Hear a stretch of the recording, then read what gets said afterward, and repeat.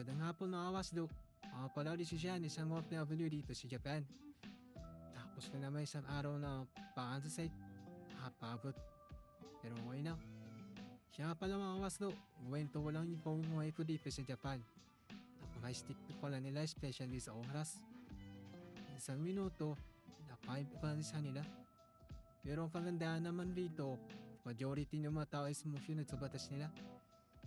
Kung bawal ka mag-yosi kung saan-saan, bawal magtapo ng basura kahit saan mo lang gusto. Especially, bawal kang malate. Kaya minsan mapapaisip niyo ako, bakit pa talaga nahihirap ang isang bansa? Dahil ba ito sa failure ng panguno? Sadyang kulang lang sa disiplina ang mga taong nakapanood dito. Ano kaya sa palagay niyo mga wasdong na hindi siya? Bakit naghihirap ang isang bansa? Pa-comment down below kung anong opinion mo. Peace out.